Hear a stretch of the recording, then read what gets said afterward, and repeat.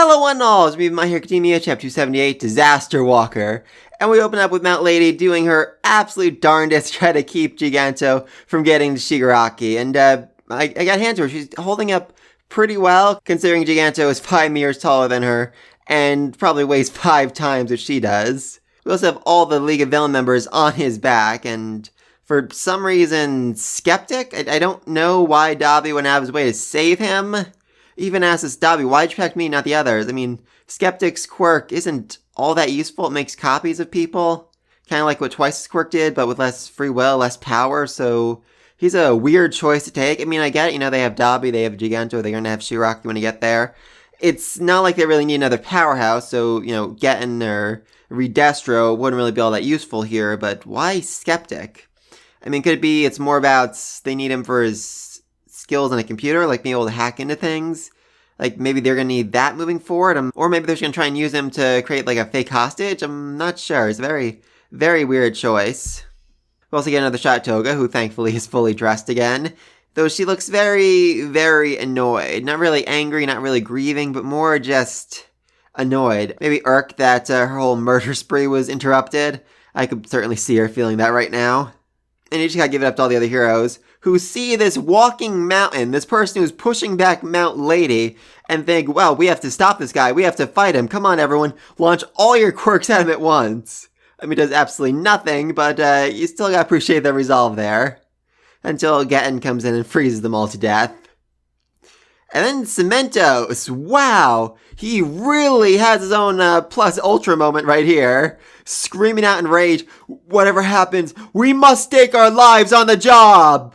Wow, I did not expect to respect that man so much, but he is really serious right here, love it. Also, I tried to look this up because I was really wondering if cement would have any effect on an ice user, and turns out that cement can harden even in cold climates, though it can't have much water in it or it'll shatter, so yeah, he might actually be useful against Getten, did not expect that. We also have Edge fighting Redestro, not really sure what he can do there. I mean, yes, he is a very powerful quirk user, but there's not really, anything he can pierce on Redestro, anything he can break through to take him out with. And you just gotta love Redestro's absolute blind loyalty to Shigaraki. What did you pesky heroes do to our savior and liberator? He is really stressed. Really, really, really stressed, which, good for him. Bad for literally everyone else on the battlefield. And it is at this point that Giganto throws Mount Lady clear across the field. Yeah, I'm not gonna lie, in the first chapter when we first saw Mount Lady, this giant woman, I did not expect us to ever see her being tossed aside that easily. That's fairly terrifying. And I do love that when it happens, Kamui Woods calls her by her actual name instead of her hero identity. I'm fairly certain those two are dating. Wasn't that like I have a vague recollection of them dating, them announcing they was dating a few dozen chapters ago. I'm not sure if that's true. I looked up on the wiki page, I don't see anything confirming it. Though it does say he had a dark childhood that was later made into a popular documentary. Okay, I have so many questions about Kamui Woods. Now's not the time for that, though. Anyway, so Mount Lady is taking out, and Midnight decides that her only option is to get close to his face to release as much of her sleep powder as she can to make him fall asleep. Hopefully put him to sleep. I mean, this guy is fairly enormous. I'm not sure even if she released everything she had, it would really work on him. Anyway, then Dabi shows up and severely burns and possibly murders Kamui Woods. Uh-oh. So they were hiding on his back to take out any hero that even close to doing damage to him. A smart maneuver right there. Very smart. Though I'm very, very curious about what happens next, because it seems like Dabi was about to murder Midnight as well, but then Mr. Compress threw out some of his beads, marbles, whatever you want to call them, which turned into giant pieces of rubble that knocked Midnight to the ground. And I don't know why. Dabi could have very easily launched another shot that would have severely burned her, probably killed her. So why go with this option? Why go with the debris? I mean, I said this after Twice died. Mr. Compress didn't seem to react that much, but we know shockingly little about him. I mean, everyone else has gotten into their own backstory. Dabi's at least has been hinted at. I mean, my current theory is that he was Endeavor's son, who was somehow in the same super soldier program as Hawks was. But Mr. Compress, all we really know about him, all he's ever really said, that he used to be an entertainer. a magician, I think he said at one point long time ago, but that's it. We don't really know what his goals are, why he's really working with the League. Is it possible that he's a spy? Like Hawks, somehow infiltrating the League of Villains? I mean, it seems very unlikely given that Hawks had to, infiltrate the League as well in order to get their location, the membership, and all that. I mean, if Mr. Compress was already in there, he could have, gotten the information himself, so maybe not. I mean, maybe... Alright, just absolute shot in the dark, crazy theory here, but... Could Mr. Compress be a Nomu, like Kurogiri, made from the corpses of other heroes? Because this hasn't been addressed really at all, I think, in the main series, but Shirakumo, the childhood friend of Aizawa and Present Mike, who became Kurogiri, he was also friends with Midnight. They adopted a cat together. Kinda. Well, he found the cat, and then they end up giving it to Midnight afterwards. There was a cat between them, that's what I'm trying to say. So, is it possible that Mr. Compress is also part of him, part Shirakumo, and thus he has some feelings for Midnight and didn't want Dabi to kill her? Like I said, that's a crazy theory. Maybe he just wanted to annoy Dabi. That could be all there is to it.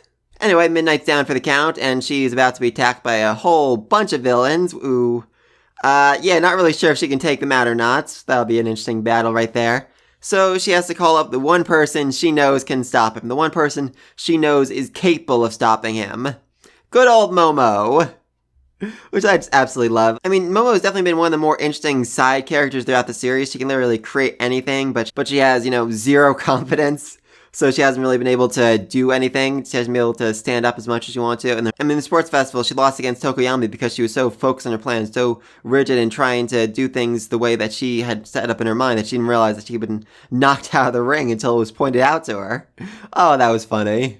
But in her battle with Shoto against Aizawa, she really managed to show some impressive strategy and quick thinking. And even Midnight was really impressed with her, really thought she'd become a good leader after seeing her battle against Class B. So it's all against her to stop this 25-meter walking mountain. Yeah, that's gonna be difficult. Also, I'm very curious with the line here. You'll be breaking the law, sure, but the situation is desperate. Now, is she referring to her only having a provisional license, not being able to act? That doesn't seem to be the case, because right after Bakugo and Shoto got their own provisional license, they took out a villain, literally 5 minutes later. So is instead she referring to what Momo is going to end up creating is going to be so dangerous, so deadly, so toxic that it's literally illegal for her to make it? I mean, don't forget, like I said, Giganto is 25 meters tall, and she makes these tiny little vials that are supposed to be able to put him out, put him to sleep. I mean, for us, that'd be, the equivalent of something you could put on the tip of a needle. So it must be so overwhelmingly dangerous that it would absolutely kill a normal-sized person. So, what is it? I mean, ricin? Cyanide? What can she create that's so dangerous and toxic that would take out a literal walking mountain? I really don't know. And I'm very proud of her for actually taking the initiative here. She panicked just for a few seconds and managed to compose herself, figure out a strategy, figured out orders to give to literally everyone. I do love when she said, Mudman, we need your power as well. He's like, wait, me? Are you referring to this Mudman? Oh, I love that. Anyway, they don't have too much time to plan as they only have 10 seconds till it'll be there. But thankfully, Mount Lady and Kamuwood just came back. Hey, he's still alive. Good for him. And are managing to slow him down just a little bit. I mean, not much. And they are definitely going to be, hit again. Probably even more severely injured than they are now. But it's enough to buy them a little bit of time. And I do just love that she tries to tell people, it's okay if you want to run away. I'm going to stand and fight, but the rest of you aren't, there's no reason for you to stay here as well. No one's running away. Even Mineta looks determined. Mineta! This little freak right here is not going to run away from a fight that will almost certainly lead to his death. So yeah, if he's not running, no one's running. And I do just absolutely love Kaminari here. Costumes, check. On the scene, check. That makes us heroes. Kaminari, I love that confidence you have right there. That's not what makes you heroes. Please tell me you've been paying enough attention in class to realize that there's, laws and rules that judge who's a hero and what heroes are allowed to do. Please tell me you're aware of that at least. Have you already fried your brain a little bit too much? And thus the chapter comes to an end as they're prepared for the battle against, like I said, a literal walking mountain that not even a dozen heroes were able to put a scratch in. And quite frankly, I really don't know what's going to happen. I mean, I feel like it'd be weird if they lost here. It would hurt Momo's confidence.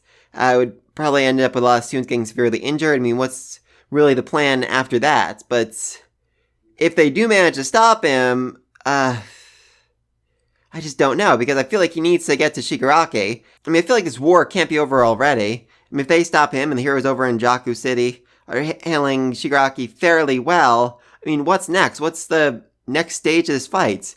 Deku still has like 5 more quirks to unlock, so we can't end now. I don't know, maybe they'll stop him, but then Dabi will still escape and he'll go to Jakku City to team up with Shigaraki. There's more story here, and it just can't end with Gigento being defeated this easily here and now. I mean, I'm glad that, the rest of Class A and some of Class B have something to do at this point, but it just feels like they can't win for the sake of the story. And because, like I said, they're fighting a walking freaking mountain!